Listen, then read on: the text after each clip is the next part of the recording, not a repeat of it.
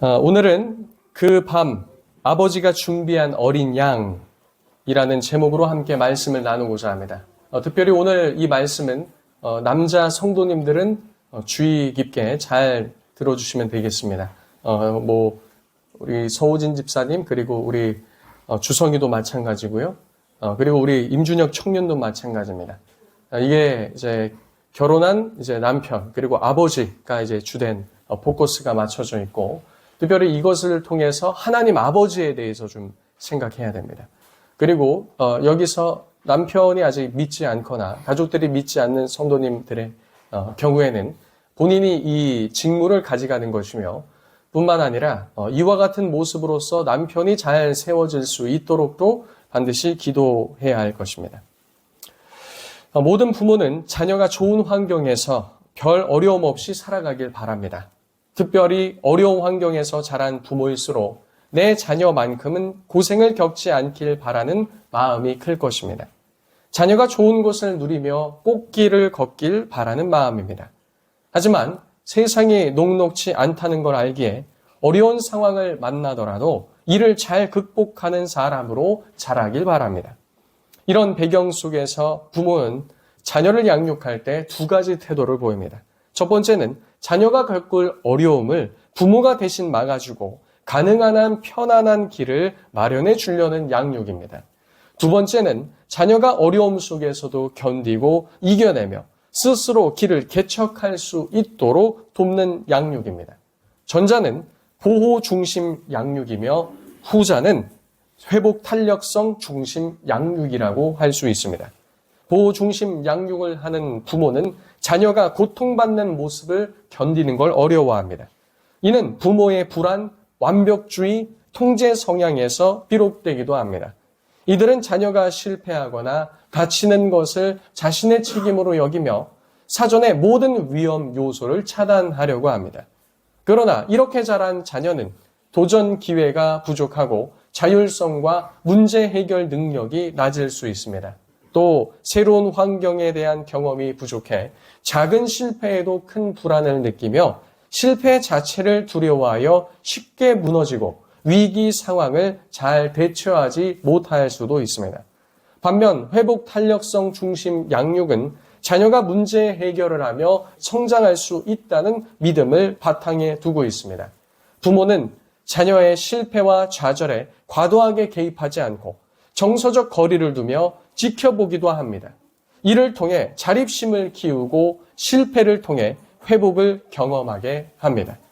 이런 환경에서 자란 자녀는 자기 효능감이 높고 어떤 상황에서도 도전하고 이겨낼 수 있다는 믿음을 갖게 됩니다. 그렇다면 하나님은 둘 중 어떤 방식으로 우리를 양육하실까요? 전자의 모습으로 우리를 양육하길 기뻐하실까요? 후자의 모습으로 양육하길 기뻐하실까요? 전자일까요? 후자일까요? 후자입니다. 그런데 보통 우리가 하나님께 바라는 양육 방식은 어떤 방식입니까? 전자와 같은 방식이에요. 보호 중심의 양육에 가깝다는 겁니다. 하나님께 부르짖으면 하나님께서 나타나셔서 순식간에 문제를 해결해 주시고, 믿음으로 걸어가는 나의 앞길에 먼저 가셔서 모든 위험 요소를 제거해 주시길 원하고, 우리는 하나님을 신뢰함 가운데 평안하고 평탄한 길로 룰루랄라 찬송하며 행진하는 그런 것들을 머릿속에 그리고 계시진 않습니까? 이 세상에서도 회복 탄력성 중심 양육은 보다 바람직한 양육으로 평가됩니다. 인생에는 예기치 못한 많은 위기가 있기에 어릴 적부터 실패를 경험하고 극복하는 방법을 익히는 것이 꼭 필요하기 때문에 그렇습니다. 이렇게 생각해 본다면 때론 우리가 기도하여 하나님께 도움을 요청했음에도 무응답으로 문제의 한복판 가운데 우리를 그저 두시는 이유도 알 수 있게 됩니다. 하나님께서 능력이 부족하시거나 기도를 듣지 않으셔서가 아니라 어떠한 문제는 지켜보시며 기다리시고 계시는 일들도 많다는 것입니다. 하나님께서는 이스라엘이 400년간 종살이하며 고난당할 것도 알고 계셨습니다. 사실 이 모든 것은 이미 아브라함 때에 아브라함에게 말씀하신 내용들이었습니다. 이스라엘 백성들의 부르짖는 소리가 작아서 혹은 하나님의 능력이 그들에게 미치지 못해서 그렇게 두신 것이 아니었습니다. 그들이 큰 민족을 이루게 하시기 위해 시간이 필요했고 고난도 필요했다는 겁니다. 만약 이스라엘 백성들에게 고난이 없었다면 그들은 어떠했을까요? 어떠한 고난도 없이 400년간 그 땅에서 편안히 잘 먹고 잘 살았다면 그들은 하나님도 찾지 않는 그 땅에 그저 다른 애굽인들과 다르지 않은 모습으로 처해 있었을 것입니다. 그들은 고난 중에 연단을 받았고 그 기간을 통해 광야를 통과할 준비도 했다는 겁니다. 광야는 광야입니다. 하나님께서 함께 하셔도 광야입니다. 만약 이스라엘 백성들이 안락한 삶을 애굽에서 보내고 있었다면 그들은 광야에 나가서도 며칠 버티지 못했을 가능성이 큽니다. 이제 이스라엘은 출애굽할 때가 가까웠습니다. 하나님께서 11장의 장자의 죽음 재앙에 대해서 예고하신 뒤에 모세와 아론에게 말씀하셨죠. 2절에 보시면 이 달을 너희에게 달의 시작, 곧 해의 첫 달이 되게 하라고 말씀하셨습니다. 그렇다면 갑자기 왜 이런 말씀을 하신 것일까요? 이것은 단순히 달력을 고치는 행정적 행위가 아니라 이스라엘 백성의 정체성과 역사를 새롭게 규정하시는 선언으로 볼 수 있다는 겁니다.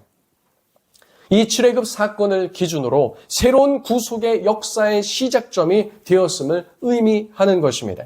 동시에 노예 생활을 청산하고 하나님의 거룩한 백성으로서 새로운 출발을 알리는 것입니다. 이것은 이 자리에 나와 예배하는 우리 인생에도 적용된다고 볼 수 있습니다. 우리 인생에서의 새 출발은 돈을 많이 번 순간도, 세상에서 크게 성공한 순간도, 번듯한 직장에 취직하는 순간도, 사랑하는 사람을 만나 결혼하는 순간도 아닙니다.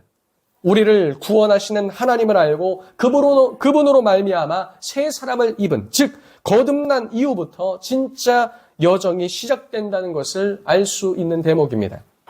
우리는 새 삶을 얻고 하나님의 백성이라는 정체성을 가지고 인생이라는 역사를 써내려가려면 우리는 삶의 하나님 중심, 말씀 중심이어야 함을 이 본문을 통해서도 보여주는 것입니다.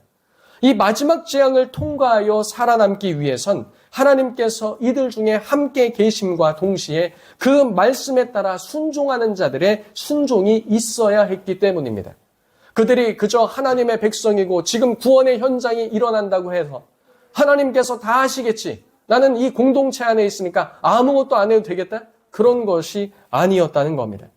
우리의 삶을 하나님과 동행함과 말씀 중심으로 채워야 한다는 겁니다.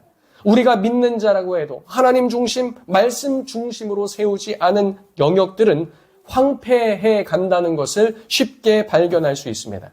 일례로 가정만 보면 그것을 잘 알 수 있습니다. 가정은 교회와 사회의 축소 모델입니다. 가정은 우리 인생 전체를 설명하는 압축판과도 같습니다. 아름답고 하나님의 형상을 반영한 건강한 가정은 하나님께서 말씀으로 다스리시는 통치가 그 안에 있어야 한다는 겁니다. 설령 온 가족이 신앙생활 한다 해도 가정생활함에 있어서 말씀으로 가정을 세우지 않는다면 세상이 겪는 어려움들이 그들 가정에도 고스란히 재현되고 있음을 발견할 수 있다는 겁니다. 우리 인생이 하나님 안에서 새로운 출발이 되려면 주 예수를 믿는 믿음 가운데 들어옴과 동시에 그 말씀에 순종함으로 나의 삶을 하나님께 이끌림 받게 해야 한다는 겁니다. 다른 모든 영역도 마찬가지입니다. 오늘 이 말씀이 우리 삶의 모든 영역에 동일하게 적용되는 겁니다. 하나님께서는 3절에 이렇게 말씀하십니다. 너희 이스라엘 온 회중에게 말하여 이르라. 이 달 열흘에 너희 각자가 어린 양을 잡을지니 각 가족대로 그 식구를 위하여 어린 양을 취하되. 새롭게 시작한 이 달, 열흘째 되었을 때 각자가 어린 양을 잡으라고 말씀하십니다. 그러면서 각 가족대로 그 식구를 위하여 어린 양을 취하라고 말씀하셨죠. 여기서 가족이라는 한국말 번역은 원어로 보면 아버지의 집을 말합니다. 아버지가 그 식구를 위해 어린 양을 취해야 했습니다. 고대 이스라엘 사회에서 가장은 가족의 대표자로 제사를 드리며 온 가족을 그 예배의 자리로 초청해야 될 책무를 가지고 있었습니다. 또 아버지는 신앙교육과 신앙생활의 주도자였습니다. 아버지는 하나님 말씀에 따라 흠없고 일련된 수컷을 취해서 잘 간직해야 했죠. 6절에 보시면 열흘째부터 열 나흘째까지 나흘 동안 제물로 드릴 어린 양을 데리고 있어야 했습니다. 여기서 어린 양을 나흘 동안 간직한다는 것은 단지 그 양에게 먹을 것을 잘 준다는 의미가 아닙니다. 매우 세심한 주의를 기울여 돌보라는 것이죠. 자신과 자신의 가족을 위해 대신 죽게 될 어린 양을 지켜보므로 생명을 대신해서 죽는 어린 양에 대해서 보게 하시며 또 대신 죽음을 통해 구원하시는 하나님의 은혜가 어떤 것인지 알게 하시기 위함이었습니다. 가정에서 가장이 바로 서서 하나님의 말씀을 듣고 그대로 순종하며 온 가족을 그렇게 이끌면 그 안에 있는 모든 자들이 살아남고 바른 길을 갈 수 있게 되었던 겁니다. 그렇게 아버지들은 나흘간 양을 잘 돌보다가 열 나흘째에 그 양을 잡았습니다. 아버지들은 온 집안 식구들이 모여 어린 양을 잡아 불에 구워 먹어야 하는데 인원수 분량에 맞게 계산해야 했습니다. 영적인 공동체 안에서 영적 리더십인 가장이 준비를 통해 6월절 어린 양 피 아래 모여서 먹고 마셔야 했다는 겁니다. 이 일의 참여는 아무에게나 주어진 것이 아니었습니다. 하나님의 백성으로 일컬음 받는 자라야 참여 가능했습니다. 가정의 인원이 적은 경우 그 이웃과 함께 양을 잡아야 하는데 그 이웃은 여호와 신앙을 가진 이스라엘 공동체였습니다. 이 일도 이웃 가장과 함께 상의하여 공동 식사를 진행했을 겁니다. 가장들은 누가 그 공동체에 참여하여 식사할 수 있는지를 분별하고 준비하여 그 모든 것을 집행해야 했습니다. 이것은 그리스도의 보혈 아래 성도의 교제를 보여주고 있는 겁니다. 이에 대해 한 주석가는 현대 그리스도인의 신앙생활이 지극히 개인적으로 치우쳐서 하나님과 나와의 관계만 유지되면 그만이라고 생각하는 그 생각이 만연한 것에 대해 경종을 울려준다라고 주석했습니다. 한 아버지 아래서 그 피 아래 온 가족들이 모여서 소위 말하는 아버지 하나님께서 아들 그리스도를 통해 부르신 모든 자들이 함께 모여 먹고 마시고 교제하고 예배하게 하는 그 구원에 대해 생각하게 하는 것이 그림이 바로 오늘 이 말씀이라는 겁니다. 혼자 신앙생활하는 것이 아니라 공동체가 신앙생활을 해야 한다는 겁니다. 역시나 개혁파 신학자 거장인 헤르만 바빙크도 비슷한 말을 하였습니다. 그리스도의 피로 구속함 받은 성도들 가운데 성령께서 내주하심이 어떻게 나타나는지를 이렇게 설명했습니다. 성도들이 성도와 함께 교제케 하심으로 자신을 나타내신다고 말입니다. 내 안에 성령께서 계시고 그리고 구원받은 또 다른 성도 안에 같은 한 성령께서 내주하심으로 서로 교제케 하시고 연합케 하신다는 겁니다. 그것을 통해 우리가 그리스도의 한 지체요 한 영을 받은 자인 것을 알게 하신다는 것이죠. 이것이 우리가 고백하는 신앙 고백서에서도 잘 나타나고 있지 않습니까? 그 주도적인 역할을 누가 하는가? 공동체의 영적 리더가 한다는 겁니다. 그럼 오늘 본문에서 나오는 영적 리더가 누구입니까? 바로 아버지가 영적 리더인 겁니다. 남편이나 아버지가 신앙생활을 하고 있지 않는 분들은 처음 시작할 때 말씀드렸듯이 아내 혹은 본인이 그 역할을 하고 있어야 합니다. 이미 주 안에서 부름받은 남편이라면 이 일을 힘써 감당해야 할 것입니다. 그러니 이것을 뒤집어 생각해 볼 때 한국 교회의 보편적 모습을 관찰할 때 문제가 심각한 것을 알 수 있습니다. 사실 신앙생활에 가장 열심을 내야 할 자들은 교회 안에 누구인지를 보여주는 겁니다. 교회 안에서 이 말씀을 비춰보건대 가장 열심히 신앙생활을 해야 될 자가 누구들입니까? 아버지들입니다. 중년의 남성들입니다. 결혼한 남성들이라는 겁니다. 가장 열심을 가지고 가정에서도 주를 섬기고 교회 공동체를 거룩한 교회로 세우는데 뒤로 물러서 있는 것이 아니라 앞장서서 주도해야 하는 것은 본래 교회의 가장 정상적인 모습이라는 겁니다. 그런데 한국 교회는 여성들의 열심이 남성들보다 더합니다. 물론 그렇지 않은 교회도 일부 있겠으나 거의 대부분 보편적으로 그렇다는 겁니다. 그와 같은 보편성이 교회의 보편적이고 정상적 모습을 말해주는 것은 아닙니다. 정상적이고 보편적인 모습은 성경에 나와 있는 대로 구현되는 것, 그것이 바로 정상적이고 보편적 모습이기 때문입니다. 남자 성도들은 이 선에 물러 있습니다. 그러나 성경에서 벗어난 모습입니다. 이것을 영어로 unnormal, 노멀하지 않다, 정상적이지 않다, 정상적인 모습이 아니라는 겁니다. 아버지들은 남녀노소의 구분 없이 한 보혈 아래 모여있는 이 성도들의, 가족들의 교제하는 일을 주도하는 핵심 인물이었습니다.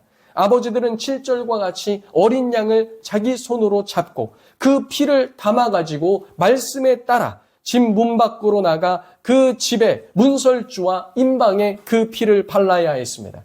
아버지 하나님께서 아버지들에게 이 내용을 말씀하신 겁니다. 그것을 가장인 아버지가 듣고 말씀에 순종함으로 유월절을 행했다는 거죠. 아버지들은 이 모든 말씀을 순종하기 위해선, 또 생명을 얻기 위해선 죽음과 같은 희생이 따름도 나흘 기간 동안 어린 양을 보호하면서 보게 되었습니다.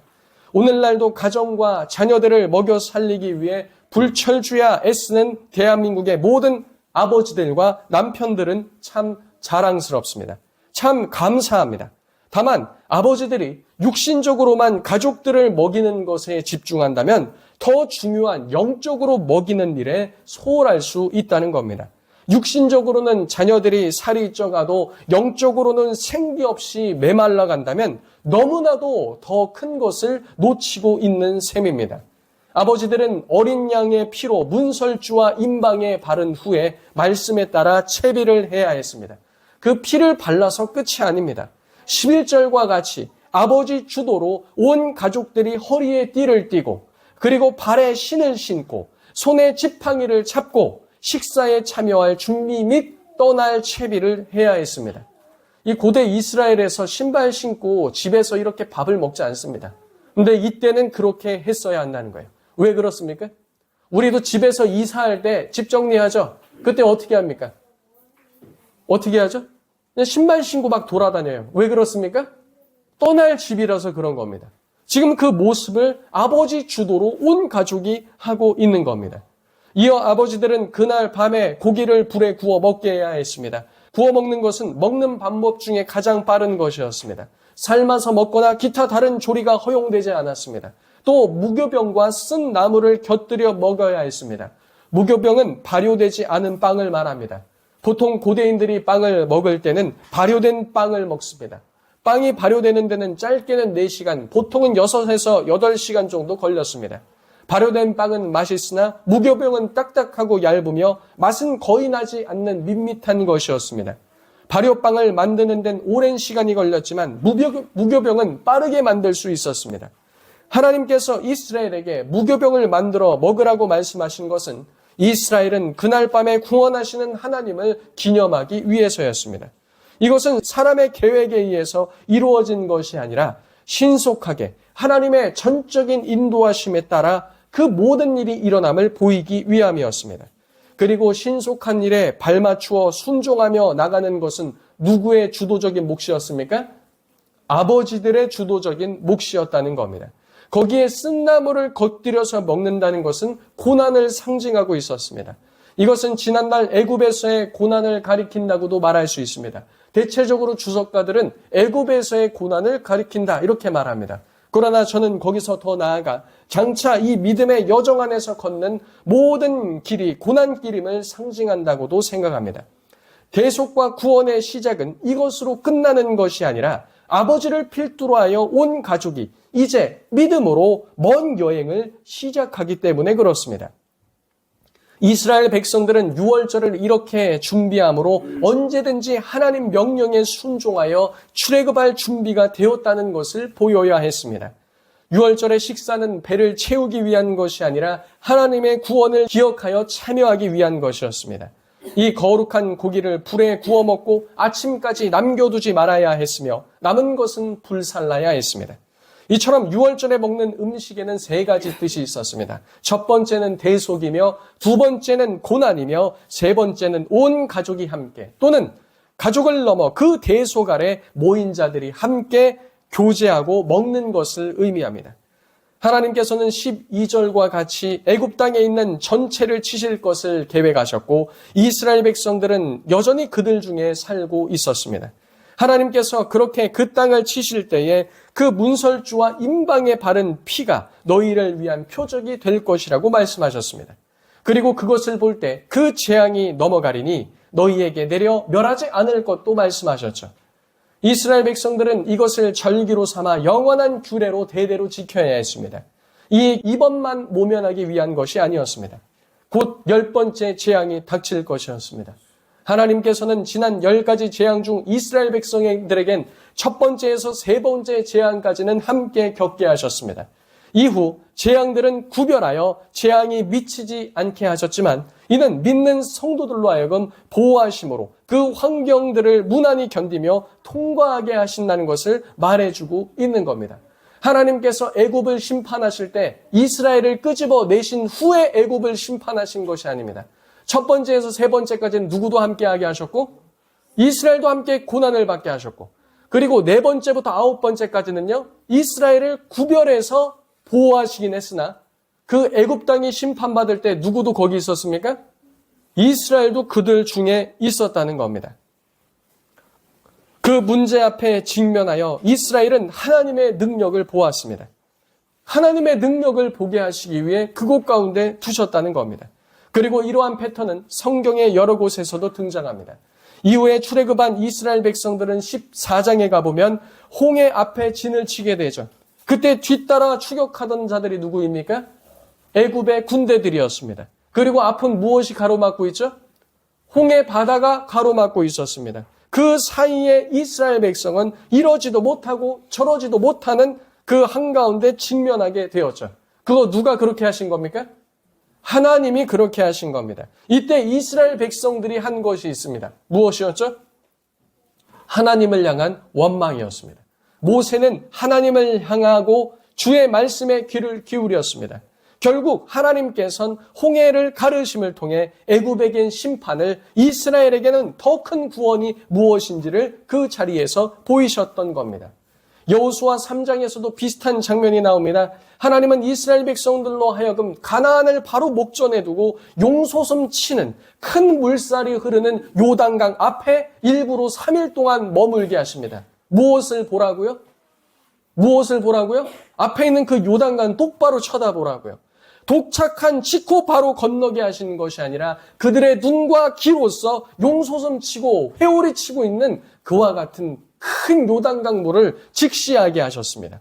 그런 후에 건너게 하셨습니다. 그들의 믿음으로 그 물에 발을 내디딘 역사로서 그 일들이 일어나게 하셨죠. 건너가라 하기 전에 물을 가르신 것이 아니에요. 어떻게 하라 하셨죠? 법궤를 메고 너의 발을 그 물에 담글 때 그 물이 갈라지기 시작한 겁니다. 하나님께서는 그렇게 준비하셨습니다. 요한복음 11장에도 보면 나사로가 위독하다는 소식을 들으시고 예수님은 일부러 더 이틀이나 지체하사 나사로를 죽게 두셨습니다. 예수님이 이틀 후에 가면 나사로 죽을 거 아셨습니까? 모르셨습니까? 알고 계셨죠. 일부러 더 기다리셨어요. 출발한 다음에 도착하니까 나흘이 되어서 이제 시체 썩는 냄새까지 나는 겁니다. 일부러 그렇게 하신 겁니다. 이 일을 통해 예수님께서는 단지 병을 고쳐주시는 분이 아니라 죽은 자도 살리시는 생명의 주인 것을 그 자리 가운데 드러내시기 위함이었습니다. 마가복음 6장에서 예수님은 제자들에게 먼저 배를 가지고 갈릴리 호수 건너편에 건너가게 하셨습니다. 예수님 그리고 기도하러 올라가셨죠. 그날 밤에 무엇이 칠 것을 알고 계셨습니까? 폭풍이 칠 거를 알고 계셨어요. 그럼 예수님께서 얘들아 건너가지 말아라. 폭풍 칠 거니까 돌아가라. 혹은 폭풍이 끝난 다음에 가라. 이렇게 말씀하지 않으셨어요. 예수님은 어떻게 하셨죠? 그냥 두셨습니다. 제자들이 폭풍 한가운데 지나가도록 내비두셨습니다. 풍랑 속에서 제자들은 밤새 돌을 저으며 애를 쓰고 죽는다고 생각하였습니다. 생사의 갈림길 가운데 누가 나타나셨습니까? 예수님께서 풍랑 위를 걸어오고 계신 것이었습니다. 그리고 풍랑도 곧 잠잠케 하셨습니다. 그 일을 통해 자신이 하나님 되심을 드러내신 것입니다. 하나님께서는 고난이나 위기를 즉시 제거하시지 않고 성도들로 하여금 그것을 직면하게 하시고 바라보게 하시고 때로는 한복판에 그냥 두시게도 하시며 넘어가게도 하시지만 통과하게 하신다는 겁니다. 계시록에도 마찬가지 많은 말씀들이 나옵니다. 그 중에 한 말씀만 읽어드리고자 합니다. 고난받는 교회에 대한 메시지는 계시록에 매우 선명하게 드러나는데요. 계시록 2장 10절에 보면 이렇습니다. 내가 장차 고난을 두려워하지 말라. 장차 받을 고난을 두려워하지 말라. 너희가 10일 동안 환난을 받으리라. 내가 죽도록 충성하라. 그리하면 생명의 관을 내게 주리라. 고난을 피하게 해주겠다는 것이 아닌 고난을 미리 말씀하신 가운데 신실함을 요구하셨습니다. 사도 요한도 요한계시록 1장 9절에 자신을 소개할 때 이렇게 말합니다. 잘 들어보십시오. 나 요한은 너희의 형제요 예수의 환난과 나라와 참음에 동참한 자라. 하나님의 말씀과 예수를 증언하였으므로 말미암아 밤모라 하는 섬에 있더니. 자신을 소개할 때 뭐라고 말합니까? 예수의 환난과 나라와 참음에 동참하였다고 말합니다. 여기서 말하는 참음이란 단어는 고난을 피하거나 도망하는 것이 아니라 그 안에 머무는 인내를 말하고 있습니다. 이뿐 아니라 성경 여러 곳에선 이와 같은 패턴들을 말해주고 있습니다. 이제 말씀을 정리하도록 하겠습니다. 우리는 6월절 어린 양이라고 하면 그저 날 대신해서 죽음으로 그 죽음의 재앙을 넘어가게 한 사건으로만 생각할 때가 많습니다. 그러나 그 어린 양의 죽음은 구약성경 여러 곳에서 그리고 신약성경 여러 곳에서 장차 오실 메시아 그리고 예수 그리스도의 죽음과 연결하고 있다는 사실입니다. 또한 그리스도께서는 자신의 대속적 죽음을 통해 우리를 건지시고 구원하신 것으로 그친 것이 아니라 주를 믿고 따르는 모든 성도들로 하여금 자기 십자가를 지고 나를 쫓으라고 말씀하셨다는 사실입니다. 하나님 아버지께서 우리를 구원하시기 위해 6월절 그 밤에 어린 양을 준비하셨습니다. 그리고 그로부터 약 1500년 후에 이스라엘과 온 인류를 위해 어린 양을 6월절 밤에 잡히게 하사 살과 피로 우리를 대속하셨습니다. 그리고 그로부터 약 2000년이 지난 지금 그 어린 양 예수 그리스도의 보혈 아래 우리가 머물고 있습니다. 이 모든 것이 아버지 하나님께서 예비하신 일이요. 오늘도 이 일의 역사들을 순종함으로 받들게 하시기 위해 우리 모두에게 특별히 여기 앉아있는 모든 남성들에게 이 역할과 일에 대해서 다시금 상기시켜 주시는 것입니다. 성도의 고난은 삶 밖에 있는 것이 아닌 삶 가운데 있습니다. 성도는 고난과 전혀 무관한 존재가 아닙니다. 오히려 성도는 고난 속에서 걸어가게 하시는 하나님과 동행하는 사람들이라 할 수 있습니다. 고난은 신자의 삶에서 지나가는 환경이 아니라 하나님께서 함께 하시며 의미를 담아 걷게 하시는 통과하는 길이라는 사실입니다. 예수님을 믿고 하나님의 백성이 된다는 것은 세상과 함께 자초되는 애굽에서 벗어나는 길이며 채비하고 쓴 나무를 먹고 믿음으로 떠나야 하는 여정의 시작을 말해주고 있는 겁니다. 어린 양을 먹음과 동시에 무엇을 먹는다고요? 쓴 나물. 무엇을 먹는다고요? 쓴 나물. 그것을 기억해야 돼요. 애굽 광야에 가서 처음 마주한 물이 무슨 물이에요? 쓴 물. 이 쓴 나무라고 원어하고 연결이 되어 있습니다. 도착하는 곳, 가는 곳 출발부터 처음 도착지에서도 쓴 물이 기다리고 있다는 거예요. 그러나 거기에 누가 함께 하신다고요? 하나님, 쓴 물이 있는 걸 알고 계셔서 미리 바꿔놓으시지 않았어요. 그곳에서 누구를 바라보게 하셨죠? 하나님을 바라보게 하셨다는 겁니다. 오늘날 우리는 이 세상의 여러 재앙과 환난과 고통과 신음과 혼란이 이 넘치는 한복판 가운데 살아가고 있습니다. 하나님께서는 때론 그것을 피하게도 하시지만 때론 경험하게도 하시며 능히 감당할 힘과 능력을 주셔서 통과하게도 하신다는 겁니다. 그러나 우리가 그 모든 것 속에 우리의 인내 또는 우리의 능력이 아니라 그리스도의 보혈의 능력으로 말미암는 것임을 늘 기억해야 할 줄로 믿습니다.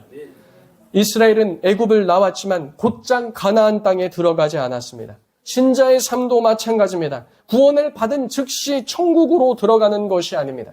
고난과 인내의 훈련 그리고 믿음의 싸움을 싸우며 약속하신 본향을 향해 나아가는 시간들이 우리 앞에 펼쳐져 있다는 겁니다. 이는 무가치한 고통의 시간들이 아니라 하나님이 동행하시며 우리를 빚어가시는 은혜의 시간들입니다. 하나님께서는 이 모든 상황과 환경을 통해 또 그 가운데 통과함을 통해 하나님을 더 잘 알게 하시길 원하시기 때문입니다. 사랑하는 성도님들, 가장 큰 고난과 환난의 밤에 아버지께서 준비하신 어린 양을 생각하며 이 어둡고 고통 많은 또 환난이 많은 이 땅에서도 하나님 아버지를 닮아가며 또 아버지께서 우리에게 주신 그 직무와 책무들을 생각하며 믿음의 경주를 하기에 뒤로 물러서는 것이 아니라 앞장서 나아가야 할 줄로 믿습니다. 믿음의 경주를 인내를 다해서 해나가는 저와 모든 성도님들 되시길, 특별히 오늘 이 말씀에서 말하는 이와 같은 책무로서 하나님께서 가장 먼저 부름받은 모든 남자 성도님들 되시길 예수님의 이름으로 축복합니다.